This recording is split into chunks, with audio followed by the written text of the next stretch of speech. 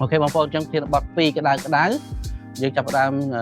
ជំរាបជូនបងប្អូនទី1តាក់ទងជាមួយនឹង EBC skill ដូចបងប្អូនបានឃើញការ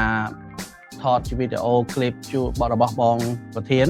គាត់បង្ហោះទៅហើយបាទគឺតាក់ទងជាមួយនឹងអ្វីទៅបើយើងរដងយើងធ្លាប់ដឹងតែពីរឿង EB3 unskill មានន័យថាមកធ្វើការដោយអត់ជំនាញយើងប្រើតែកម្លាំងមិនបាច់ចេះអង់គ្លេសបាច់មានសញ្ញាបត្របាក់ឌុបអីទេបាទតែឥឡូវនេះយើងលើថាមាន EB3 skill បាទ EBC skill ហ្នឹងយ៉ាងម៉េចបាទ EBC skill ហ្នឹងគឺគេរើសយកអ្នកដែលមានជំនាញអីមួយឧទាហរណ៍ថាក្នុងហ្នឹងមាន3ទី1ជំនាញគេហៅថា accounting បាទថាគណនេយ្យបាទទី2ឧបមាថាបងប្អូនមានជំនាញ human resource ធនធានមនុស្សបាទធនធានមនុស្សបាទធនធានបាទតកតងមួយទៀតជំនាញមួយទៀតគឺអីគេបងខ្ញុំចង់ផ្លេចmarketing បាទ marketing ខាងទីផ្សារបាទអញ្ចឹងបើសិនជាបងប្អូនបាទមានគេហៅថាលក្ខខណ្ឌដែលគេរើសបាទបងប្អូនអាច apply អាចសាកសួរព័ត៌មានខាង Mood Communication បានបើសិនបងប្អូនចង់ដាក់ពាក្យមកតាមរយៈ visa ហ្នឹងបាទ EB3 skill មានន័យថាមកធ្វើការនៅអាមេរិកតាមជំនាញបាទគឺមានទី1គឺខាង account បាទទី2ខាង human resource ទី3គឺខាង marketing បាទប៉ុន្តែទាមទារលក្ខខណ្ឌអីខ្លះបាទទាមទារលក្ខខណ្ឌអីខ្លះដែលយើងអាចដាក់ពាក្យបានបាទគឺបទពិសោធន៍ការងារបងប្អូនណា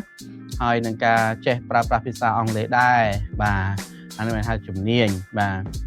ហើយនៅក្នុងហ្នឹងបងប្អូនគេរើសតែមួយទេបើសិនជារើសបានគឺយកតែមួយទេណាបងណាបាទហើយចំណុចពិសេសមួយទៀតបងប្អូនចាប់អារម្មណ៍ខែ3ហ្នឹងគឺខាង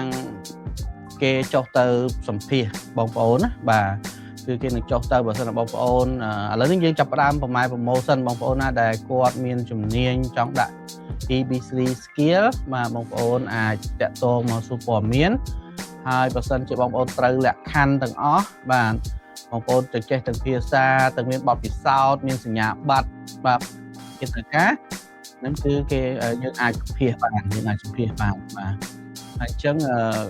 យើងមានដំណាក់កាលមួយដែរបងប្អូនណាបាទហើយកៅអីអត់ច្រើនទេបាទបើសិនជារើសហើយគេរើសយកយើងហើយគឺគេរត់ឯកសារបាទអញ្ចឹងចំណុចទី1តាក់ទងជាមួយនឹង EB3 skill បងប្អូនណាបាទបងមានអីបន្ថែមមកទេមកតាក់ទងមកបាទចឹងចំពោះរឿង EB3 skill យើងបងប្អូនជួយនាំពំដំណឹងនេះផងនេះជាលើកទី1នៅក្នុងវិទ្យាសាស្ត្រក្រុមហ៊ុន Mood Communication បាទនេះជាលើកទី1ដែលយើង promote skill បាទភាគច្រើនក្រុមហ៊ុន EB3 នៅខ្មែរមានទេបាទអញ្ចឹងសំណួរសួររដ្ឋប្រយោជន៍អីគេអញ្ចឹងមាន3ខ្ញុំជួយទៅនិយាយទៅ3ដោយត្រៃដក3ត្រៃដកអញ្ចឹងបាទ try factor ទី1គឺក៏ជម្រាបចឹងលឿនណា EB skill វា3ឆ្នាំទៅ5ឆ្នាំអាស្រ័យទៅរបស់ក្រសួងរដ្ឋាភិបាលបាទប៉ុន្តែចំពោះ skill ពាក់កណ្ដាលអូខេលឿនទៀតចឹងបាទជឿមានន័យថា2ឆ្នាំកន្លះចុះក្រោមលឿនណាបាទបងប្អូនខ្មែរយើងធ្វើការ EB3 រាប់ឆ្នាំយើងនឹងចិត្តគិតជាងគិតចុះមកលឿនអញ្ចឹងត្រូវហើយបងឥឡូវបងប្អូនស៊ូមកដាក់ក្នុង comment មកចង់បានលឿនចាំបាននិយាយបាទដាក់ក្នុង comment ទៅសេមកអង់គ្លេសបានហើយបាទធម្មតារត់ឯកសារយើងចង់បានយឺតឬចង់បានលឿនបាទដាក់ comment មកដើម្បីយើងបាន engage បន្ទុកពីបាទទី2បាទក្រៅពីលឿនទី2ប្រាក់ខែបាទ unskill គេឲ្យតែ minimum មកថារត់ខ្ញុំទៅម៉ោង$7.25បាទអាហ្នឹងតែ minimum ឲ្យតែ employ ឲ្យលុយប៉ុណ្ណឹងមកគេគ្រប់សពច្បាប់ហើយប៉ុន្តែចំពោះ skill បាទវាចន្លោះ70000ឡើងលើរាប់ skill បាទអញ្ចឹងអាថ្លៃបង server ក្រៅមេ TV ហ្នឹងធ្វើការឲ្យគេមួយឆ្នាំហ្នឹងលើសដើមបានលើសដើមបាទអញ្ចឹងអាហ្នឹងប្រយោជន៍ទី2សំខាន់បាទក្នុងទីមួយសុំ60000ទេមួយឆ្នាំបាទប៉ុន្តែ HR នឹងមកទៅ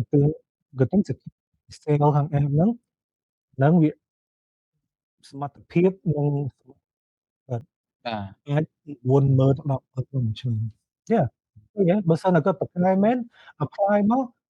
ចាយលុយបន្តិចមក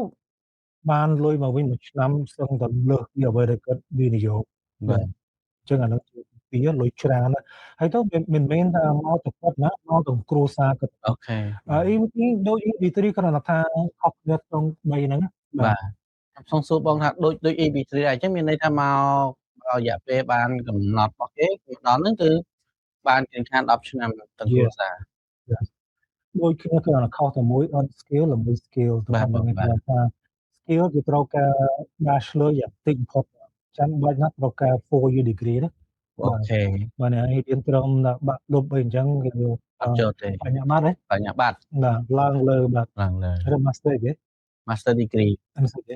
Master ហ្នឹងអាហ្នឹងគេហៅអនុបណ្ឌិត អនុបណ្ឌិត បាទ បាទ បាទ បញ្ញាបត្រឬបណ្ឌិតឡើងលើបាទ បាទ អញ្ចឹងជាអ្នករៀនសូត្រជ្រះថ្លា បាទ ទី3នឹងស្អីគេលោកគ្រូខៀមចាស៊ូប្រាប់ថា វែងអត់លេងហើយបាទ ទី1 លឿន លឿន ទី ទី 2 2 ប្រាក់ខែខ្ពស់ ពន្ធខ្ពស់ ទី2 គេ បទពិសោធន៍អីហ៎? ទី3 ចង់ភ្លេចហើយ ទទួលបានឲ្យ មិនដឹងហើយលើកន្លែងខួរហ៎ បាទ ទី3សូមជម្រាបសិន បាទ សិន សូមជម្រាបសិនខ្ញុំនឹកឃើញ តែ បាទ ពីរហ្នឹងក៏ល្អដែរ ទី 1 ប្រាក់ខែខ្ពស់ បាទ ទី3 ដូចថាតំណាងក្នុងក្រុមហ៊ុនគាត់ចុះទៅខ្មែរហើយបាទ បាទ ព្រោះក្រុមហ៊ុននោះវាច្រើនណា បាទ ឥឡូវនេះគេចង់ចុះទៅវិនិយោគនៅខ្មែរ បាទបាទ ចង់ទៅខ្មែរពីយ៉ាងអញ្ចឹងបានគេត្រូវការទិញពីខាងខ្មែរមកមិនចេះខ្មែរខ្លះ បាទ អញ្ចឹងនេះជាឱកាសមួយចំពោះបងប្អូនប៉ុន្តែមិនមែនថាបងប្អូនខ្មែរទេបងស្រុកឧបមាថាគាត់មកនេះក្នុងលក្ខណៈ F1 បាទ នេះអាចកាច់ចូលពី